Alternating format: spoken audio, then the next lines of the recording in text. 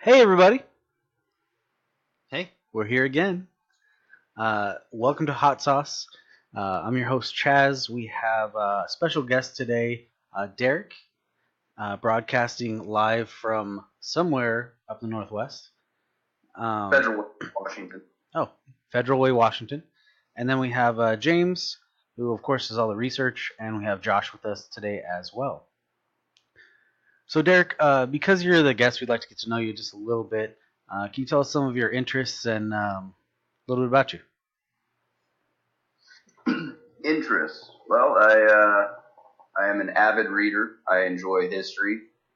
Um, I also enjoy a fine whiskey with cigar and a nice beer.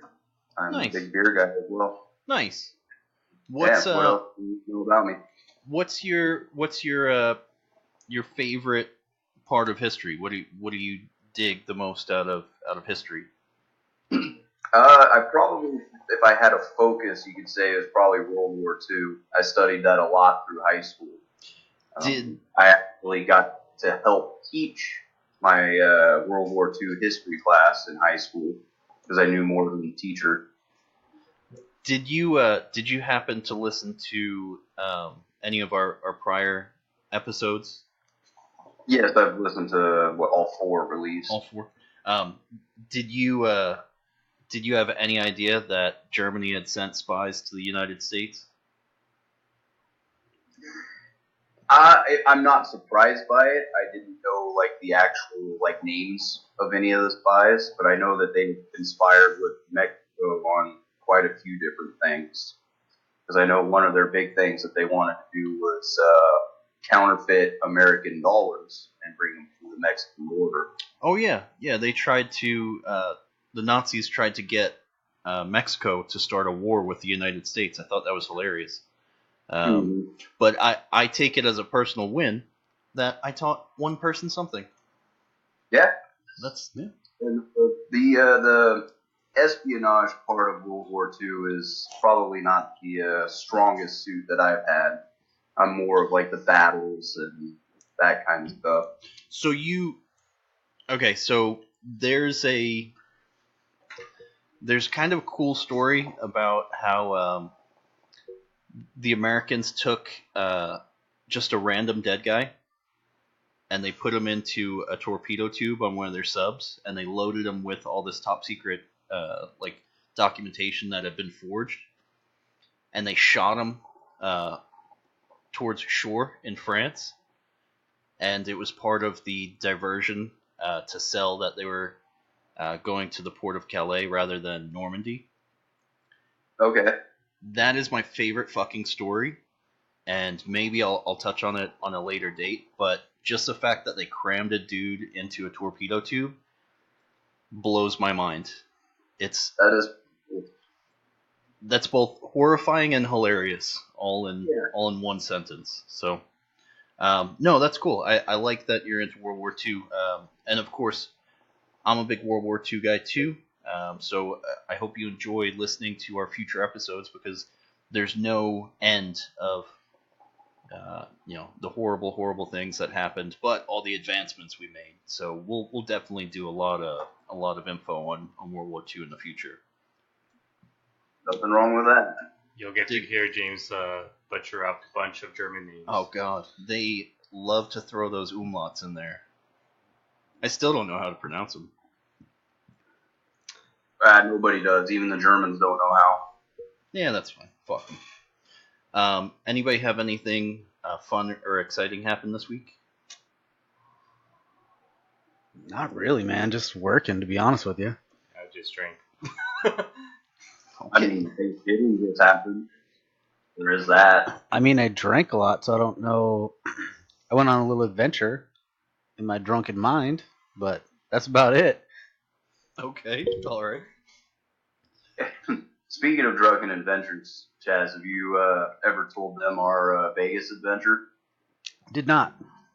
Yeah, well, you'll have to share that with them at some point because that is it's a fun story that I share all the time when I can. Well, because this is public record, we'll probably just talk about that in private. Probably a good idea. Not that we did anything illegal, but yeah, no, that's probably Right?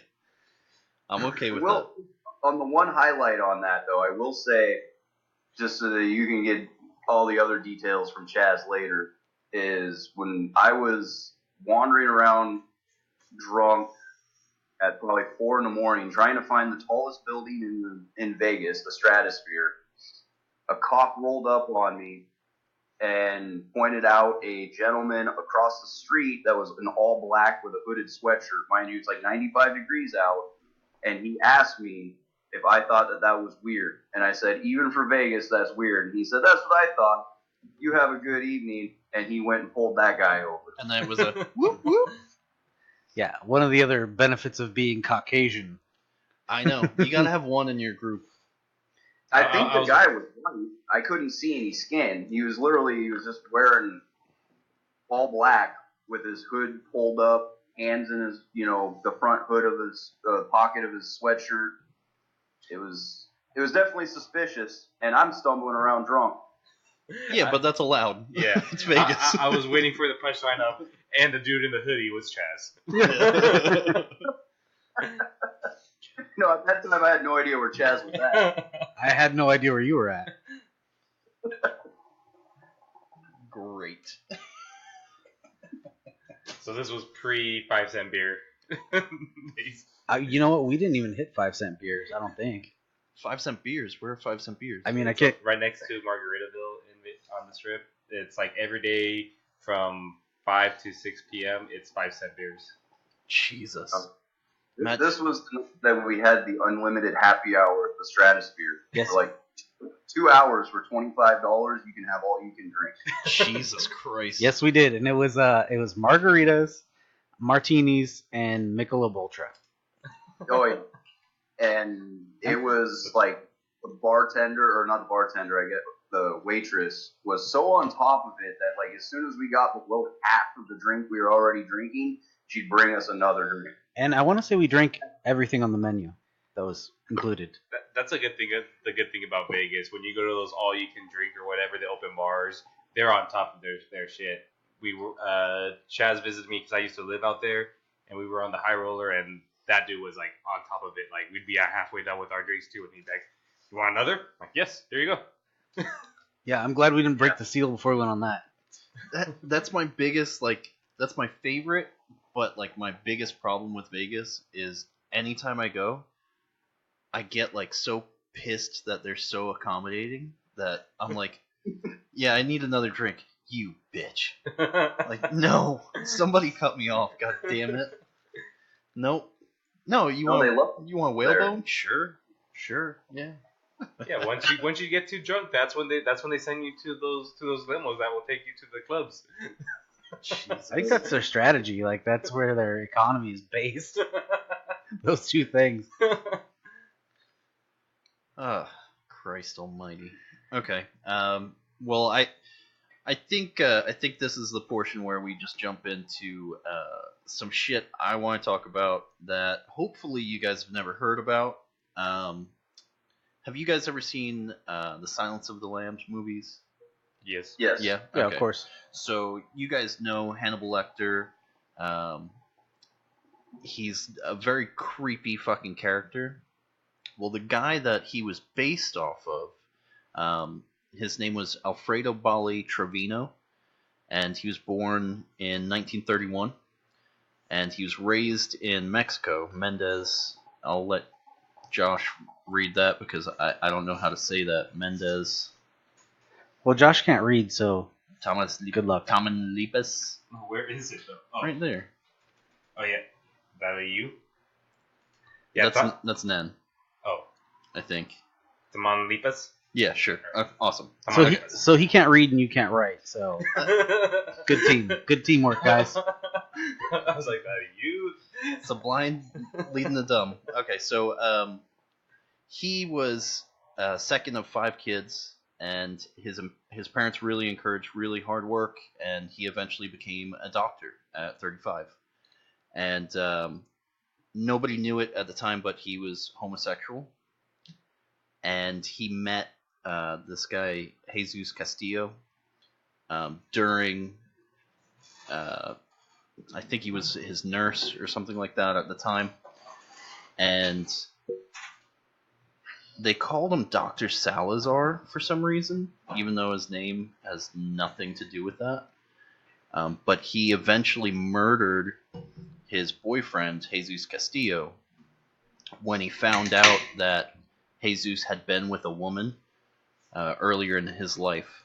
And there's a lot of, like, the body was, he dismembered him, and he got one of his family members to help him dispose of it, but there were like parts that they never found. So there's a lot of speculation that this guy ate parts of his ex-lover.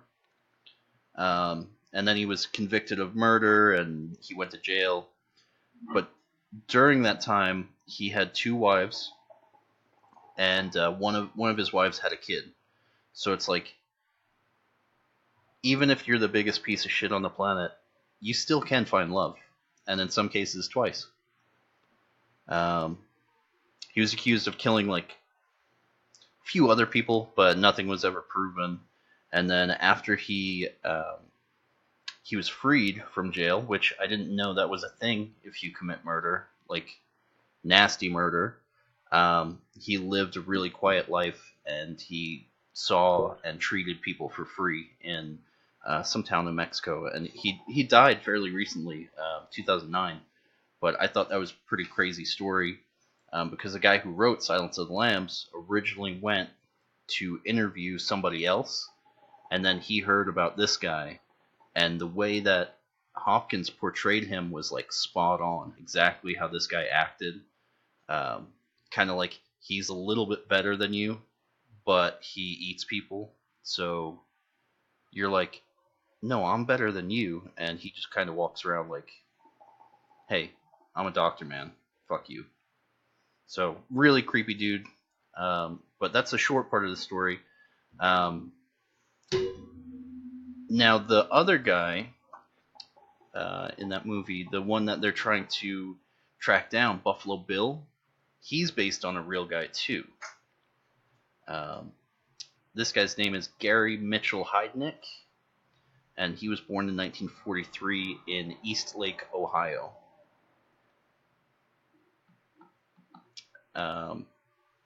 His parents divorced because his mom was an alcoholic, and him and his brother Terry, they went to live with their dad. Father later remarried, and the boys hated their stepmom like everybody else, and Dad constantly took the stepmom's side. And then while Heidnik was still a kid, his dad would punish him for wetting the bed by hanging his sheets out the window for the neighbors to see, which... So this is like making of a murderer. Pretty much. It's like, I'm gonna shame you until you kill people. Like, horrible, horrible, horrible parenting. And this is part of the McDonald triad, I believe. The McDonald triad is bedwetting, animal cruelty, and arson. It's something that the majority of serial killers experience. They at least do 2. But later in his life, Heidnik would he would really fuck with animals. But kind of funny part of this whole story, it's a little fucked up, but I also have the image in my head. His dad once held him out the window by his ankles as punishment for wetting the bed. Kind of sounds like Michael Jackson when he held his kid over the railing. Well, he wasn't by the ankles though. No. But it reminds me of like The Simpsons when Homer's like choking Bart. Like that's what I see in my head every time I hear that. But yeah, he was a little fucked from the get-go. He once fell out of a tree when he was a kid, and he smashed his skull, which is another thing that you see with a lot of serial killers, is like brain trauma. And and it misshaped his head. And Great. So now he has vanity issues too. Yeah, so his classmates called him Football Head. So now all I see is Stewie, or like Hey Arnold. Hey Arnold, yeah. Yeah. Hey, football head. Yeah, exactly. 1961, his dad encouraged him to join the army, and when they tested him, he was found to have an IQ of 148, which I don't know if you guys know what the scale is, but like 90 is about average. 90 is like normal, so 148 is borderline genius. So he was a pretty smart guy. At least his IQ would tell you he's a smart guy. Now, whether he applied that is something different. But he served in the army for 13 months in total, and then he got discharged, and they graded him as an excellent soldier, and they trained him as an army medic. Sent him over to West Germany. Okay. This is already starting to sound bad. Discharged. He's got all these other issues from his past. So you're just training him to chop people up. Right? Yeah, they trained him as a medic. Just want to make sure I'm keeping up with the story here. He was discharged with let me catch my place. He was complaining about headaches, and he was always dizzy, and then he was diagnosed with gastroenteritis. Well, goddamn, he has a huge head. Yeah. So he was diagnosed with gastroenteritis, which I didn't even look that part up, but they also said he was suffering from mental illness, which if an army doctor's telling you that in 1961, 1962, there's something fucking wrong with you. Yeah, they weren't exactly fucking into psychology back then. They're just like, hey, you are fucked up. Exactly.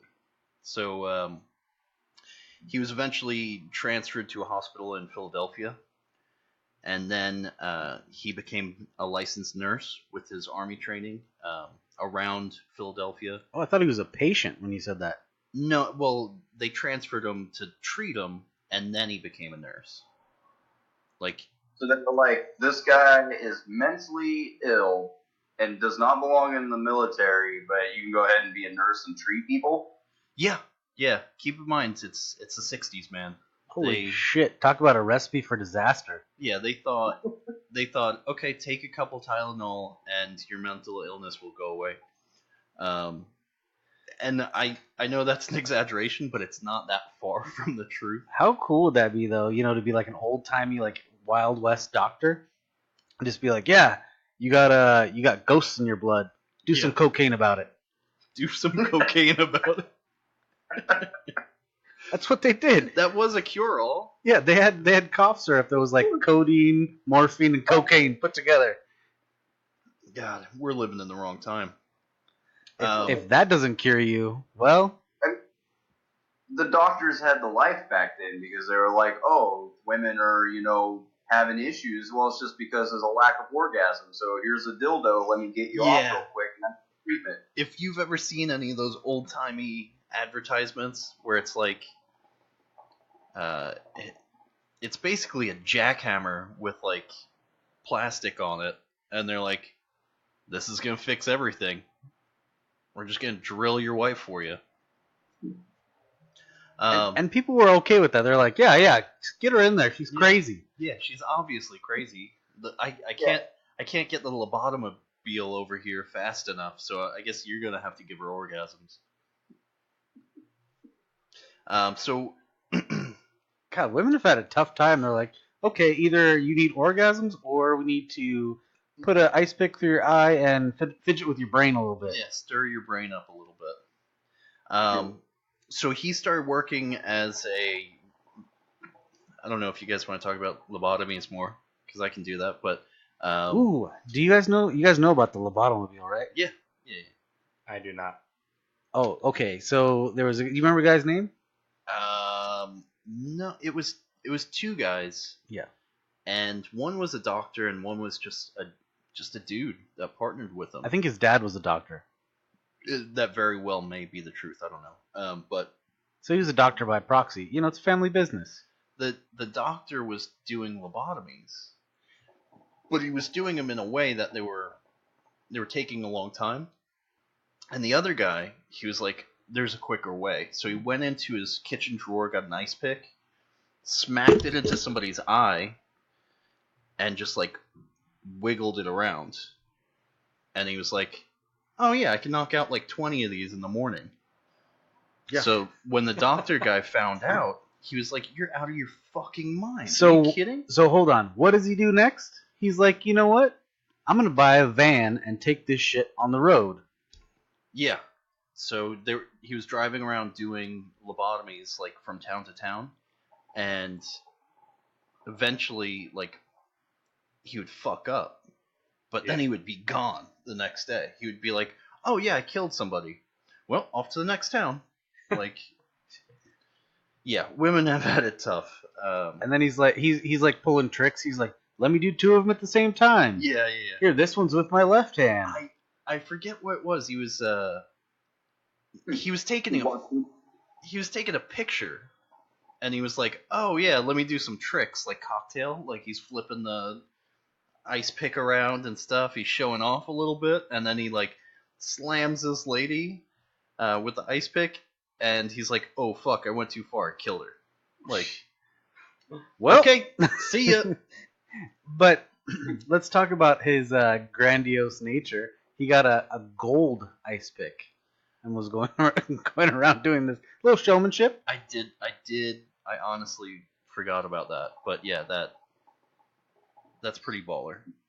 Want to show off his bling. So women have had it real bad, and this story's not gonna make it sound any better. By the way, so anyway, Well, you got a guy that killed his boyfriend because he tasted the succulent pussy, and he thought that was a taint upon him, so he killed him and ate him. that was the previous guy. This That's what I guy, thought the yeah, main guy we're talking yeah. The first guy that was Alfredo Bali Trevino. He's the influence for Hannibal Lecter. So this guy, Gary Heidnik, in 1962, after he's discharged, he started working as a psych nurse at a VA hospital, but he was fired for poor attendance. August of that same year to March of 1987, he bounced from psychiatric hospitals all over the place, both as patient and as nurse. Can I just say red flag right there? You can say it. You can say it all you want. He attempted suicide as many as 13 times. In 1970, his mom was diagnosed with bone cancer, and she commits suicide. So during this time between 62 and 87, he's not having the party that everybody else is. And then his brother, he also spent time in psychiatric hospitals as a patient between 62 and 87. They didn't say anything about how many times he tried to commit suicide, but his brother holds the record at 13. October 71. Well, he didn't die? I thought you were going to say something about Lucky 13. Well, no. Not that lucky, huh? Wait for it. Oh, okay. So in October of 1971, Gary decided he was going to incorporate a church. And really? Wait for the title. It is the United Church of the Ministers of God. Sounds like a cult to me. He started with 5 members. Okay. It does sound like a cult. In 1975, he opened a bank account under the church's name with $1,500. He eventually amassed $500,000 in the name of this church. In 1986, the church was thriving. And let me jump to this other page. Yeah, so this was during our time. We were alive when this was going down. Yeah, he was. This was when we were just like little kids, but yes, this was definitely during our time. So you're saying I should make a cult church and get $500,000? You know what? You should make a church. Okay, so kind of a side note. Heidnik had 2 kids during this time. One with Gail Linkow. Her son was Gary Jr. He was placed in foster care immediately.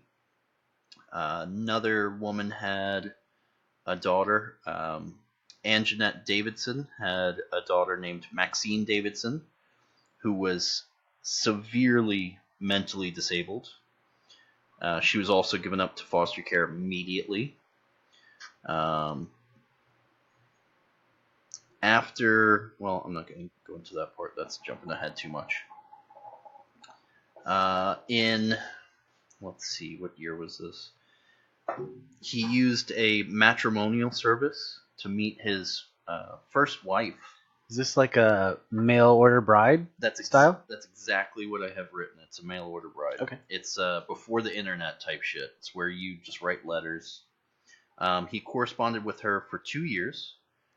Her name was Betty Disto, and she arrived from the Philippines in September 1985.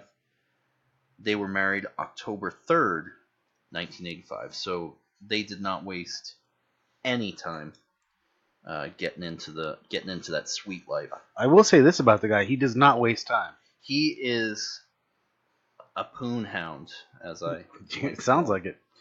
Their marriage would go pretty poor pretty fast. She caught him in bed with 3 other women. Shocker. Different times. And then every time she caught him, he would force her to watch. Okay. No, don't close the door. Wait till I finish. Yeah, pretty much. Look him in the eye while I finish. He just sounds like a winner. So I've done this a couple times where I tell you a story, and the first half is like, this guy's not too bad, right? Yeah. He's got a hard upbringing, but he's gonna turn it around, right? And then it takes a real hard right. Okay, so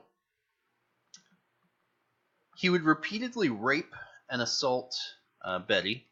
Great. With the help of the local Philippine community. What? No, not rape and assault her with the help of the community. Oh. I was like, God damn, we're going to stage a gang rape here. Yeah, Filipinos they're different. Step right up. No, so with the help of the Filipino community, she would divorce him, and they would kind of hide her out. But they got divorced in January 1986. So that was really quick. Really, really quick. So their marriage only lasted about 3 months. She requested child support in 1987. Heidnik had no idea that he had gotten her pregnant. And on September 15th, 1986, Disto had given birth to Jesse John Disto. Drop that motherfucker's last name real fast. Well, if he knew, he would have given it up to foster care just like the others. Yeah. Okay. I have to agree with that. I would have to say, if he knew she was pregnant, she would probably be under what I loosely call house arrest, but really it would be like, no, you're pregnant, you're chained to the kitchen. Like, this is when his shit starts to turn real quick. Wait, it's turning even more? We are turning... From gang rape, we're turning. No, it wasn't gang rape. Oh. Okay, so on November 25th, 1986, he would abduct Josefina Rivera, bring her to his house at 3520 North Marshall Street. Well, you're giving out the guy's address. Come on. He beat her, raped her, tortured her. At the time, she was 25. Okay, give out his address. 3520 North Marshall. The house isn't there. They bulldozed it. Good. So November 25th, that's when he abducted Josephina. December 3rd, 1986, he abducted Sandra Lindsay. She was 24. December 23rd, 1986, 20 days later, he would abduct Lisa Thomas. She was 19 at the time. January 2nd, 1987, he would abduct Deborah Dudley. She was 23 at the time. January 18th, 1987, Jacqueline Askins was abducted. She was 18. February 1987, Sandra Lindsay. She dies from a fever and starvation. Can I just ask you real quick? So how many people did he have abducted at once? A lot. I'll get into that in just a second. So Sandra Lindsay dies from fever and starvation. Heidnik chops her up. He disposes of everything except for her arms and legs. Those pieces go into his freezer, and they've got a label on them that says dog food. Yeah, you weren't kidding about this taking a hard right. Yeah, this takes an immediate hook to evil.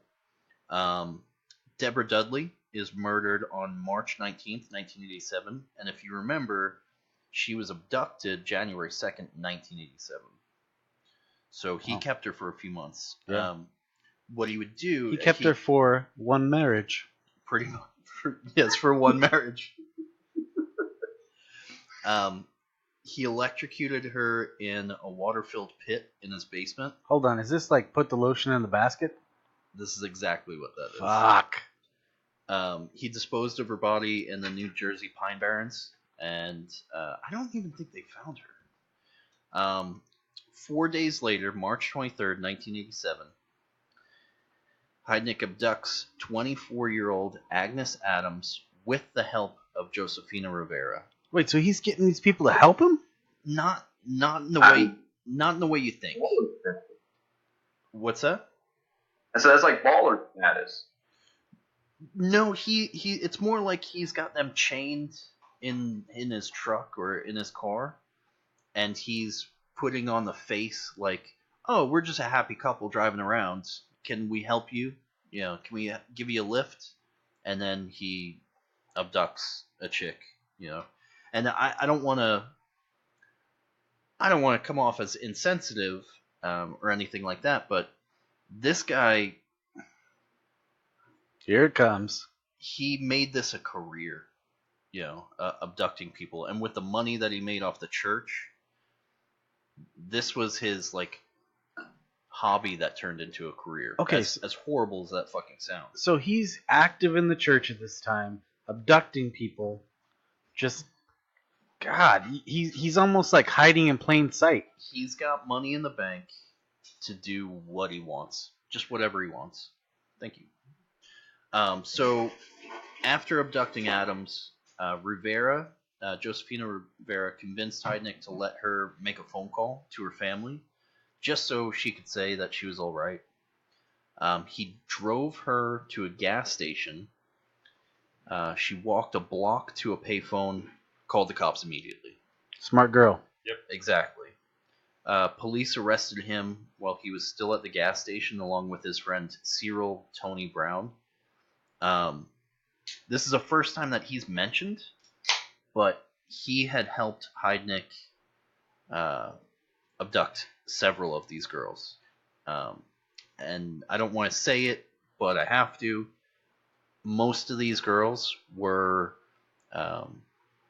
ladies of the evening. They were sex workers. So one of them going missing is not going to be thought about in the eyes of the law. They're just like, whatever. Right. It was just that was his target. Exactly. Yeah. So that leads you to believe that he had been visiting, prostitutes for a while. So kind of like Gary Ridgway.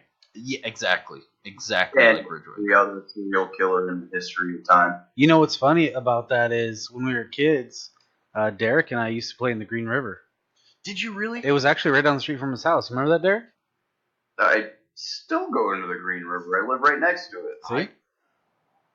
You're a creepy dude. Well, it's rushing water. It's rushing glacial water. Any body that is decomposed in that river has well cleansed itself since then. Missouri Ridgeway has not killed anybody in decades. Whatever, man. You're a dirty boy. Can I also say that water was cold as fuck all the time? I'm sure it was. It is indeed. It can be 95 degrees out and super sunny, and that water is still like 35 degrees. I guess fuck. I did not know you guys you dabbled in the. That's weird. Yeah, so that's a weird we coincidence. potentially, when we were children, we played at some of these murder sites for Ridgeway.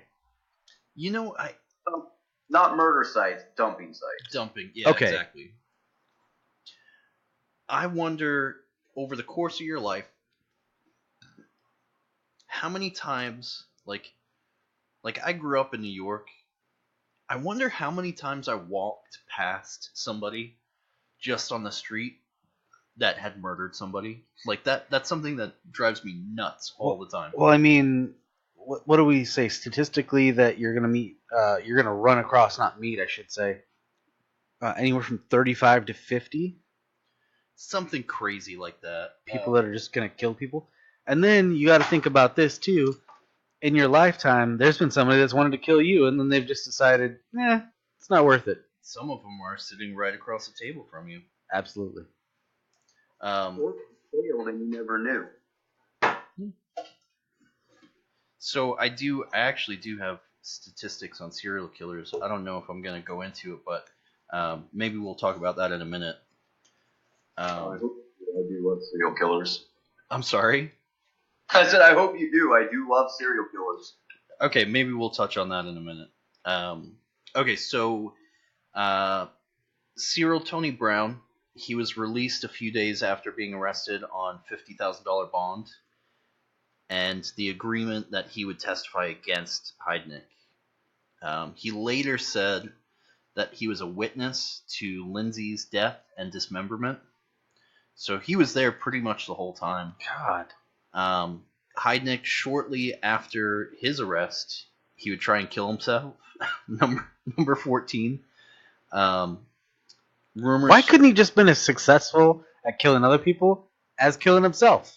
That's what I'm wondering. Remember, this guy's a nurse, so he should know how somebody dies. Oh, God, he yeah. was still able to kill himself. Yeah, he should be the expert on how to kill himself, but I think he was just a giant pussy. You know, he was a big coward, and he didn't really want to die. He just wanted a little bit of that sympathy, which he's obviously not going to get. But again, he's also fucked up in the head. So, rumors had swirled that he chopped up human remains and fed them to his captives, but they were later dismissed.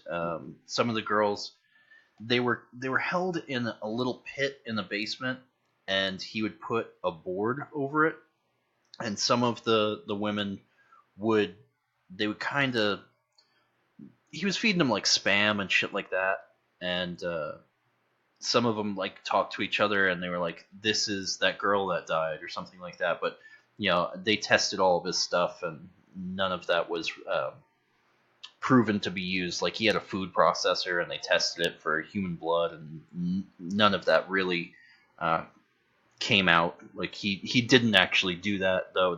That does add some creepiness to the story. Yeah. At his arraignment, he claimed all of those girls were there when he moved in. What the fuck? Yeah, the realtor just forgot to mention that part. Yeah, this house comes with 15 women. That's part of the reason why I like telling this story, because this guy's clearly mentally unstable. What part led you to that? And just to believe that he's got that ace up his sleeve where he goes, "Oh yeah, all those girls were there when I moved in." Like, he thought that was going to get him somewhere. Cracks me up and terrifies me at the exact same time. It's like, you're so fucking crazy that you think that you can just tell a judge, yeah, they were there when I moved in, so am I free to go? No, you're out of your fucking mind. And then he kills him and he says, I didn't know I couldn't do that. Yeah. Like their furniture or something. Yeah. He's super messed up. So on July 6, 1999, he was executed by lethal injection. Holy shit, that was recent. That was really recent. In May of this year, Askins, let me get back to her name. What was her first name? Jacqueline Askins. She was 18 when she was abducted. Yeah. She appeared on the Steve Wilkos show. Oh, so somebody actually made it out. Oh, yeah. Most of them did. Oh, good. She said that her and her fellow captives were regularly bound, duct tape around the mouth, and stabbed in the ear with a screwdriver. Regularly? Regularly. Stabbed in the ear with a screwdriver. Yeah.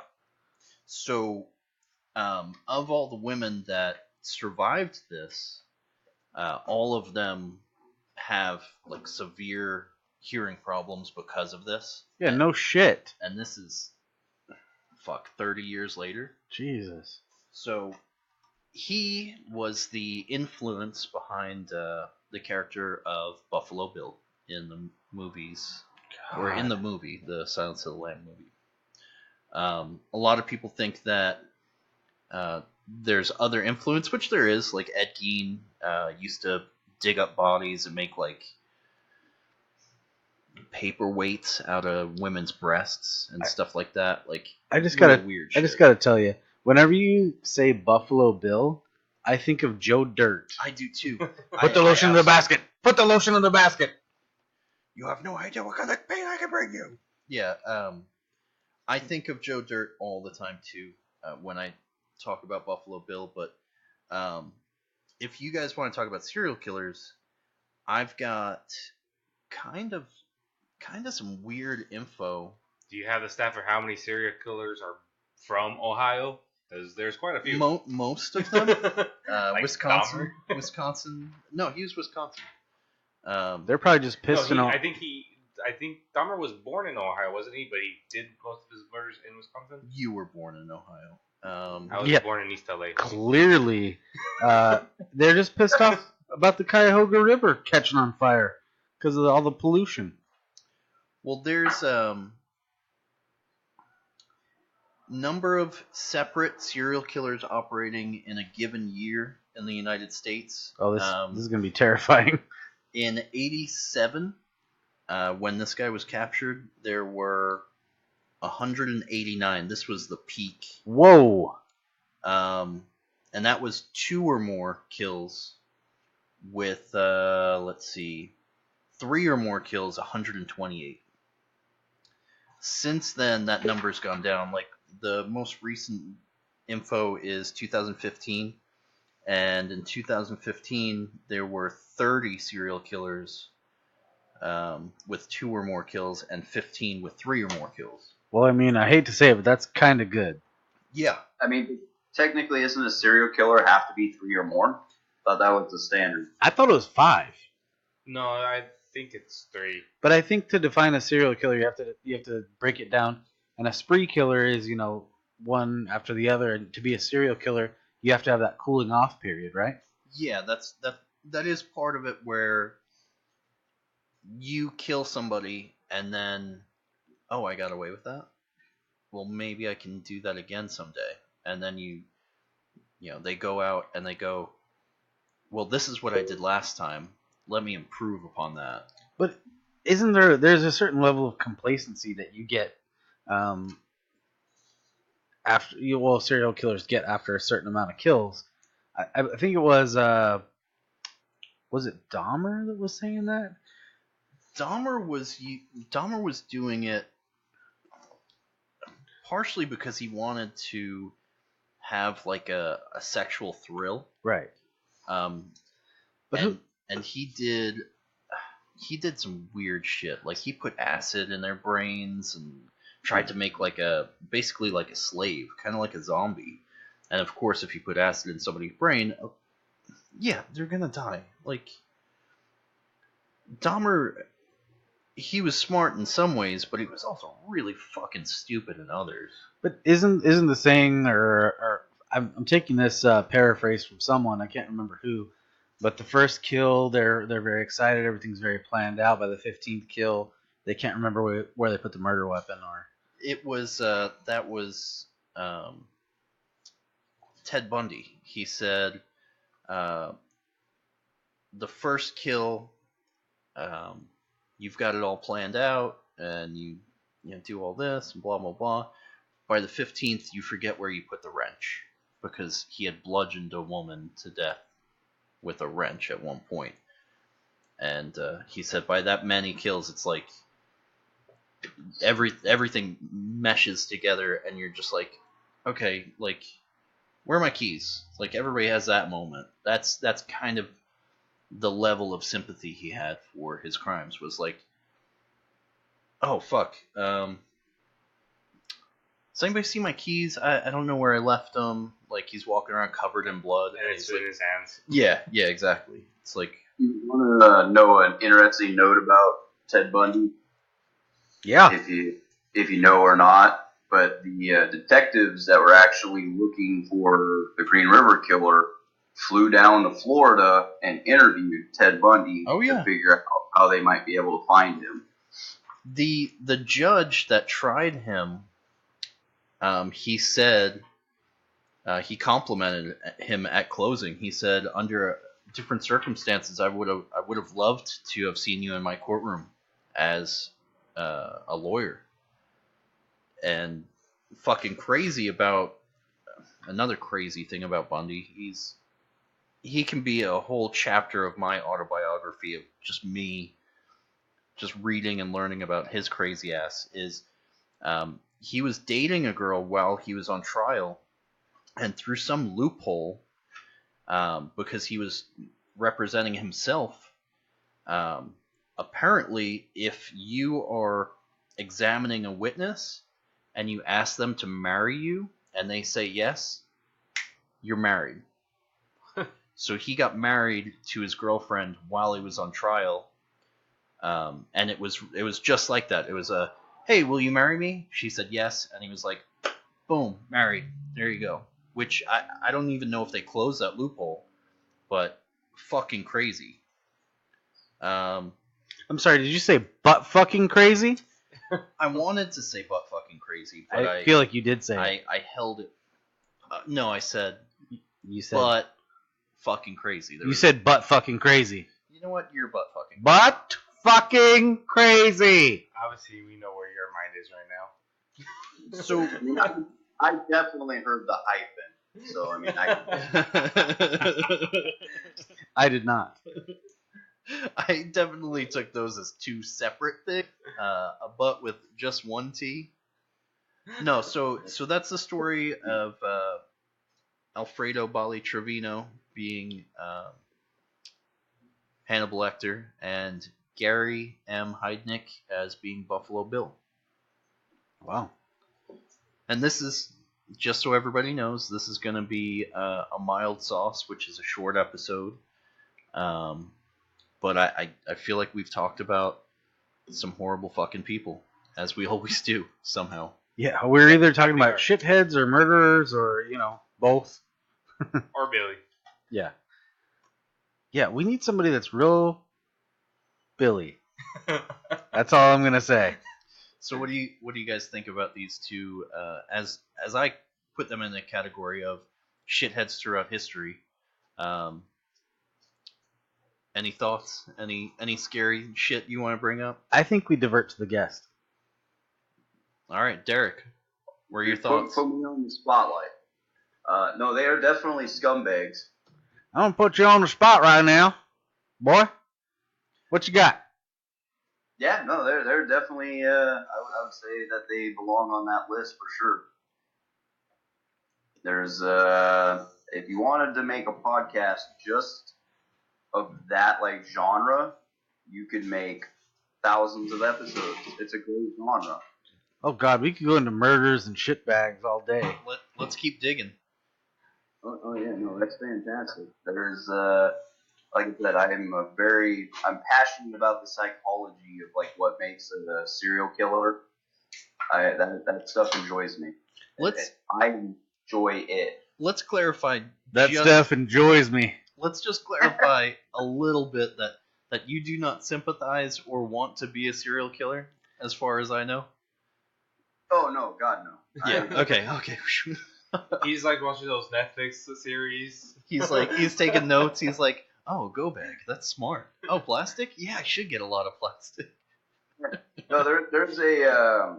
I need to find more information about him, but there was a serial killer that was recently captured, like 2013-ish or so, up in Alaska. And like I said, this is most of the knowledge I know right now is third party because I haven't actually looked him up myself. I know who you're talking about. I know exactly who you're talking about. Yeah. He had kill kits pre-staged throughout the United States. Yeah. Kill kits like dead drop kill kits? Like he just put it somewhere? He would bury him out in the woods. Oh, yeah, let's dig into that topic for another episode. I listened to the Cracked podcast, and they talked about that guy. I forget what his fucking name was, but I'll look it up. I'll send you what I have on him. Maybe that'll be an episode where Derek can call in and he can tell us all about him. Oh, yeah. But I know who you're talking about. I'll look it up, or it will pop into my head, and I'll blurt it out while we're talking about something else. But yeah, he's an interesting dude, and he's super fucking creepy. Because he would just pick somebody off on people would be on a hiking trail, and he would just take the person in the back of the line and just take them into the middle of the woods, kill them. And the people would just keep walking. They wouldn't know. Like, he was deadly silent. It's fucking weird, but yeah, maybe we'll assign you that project.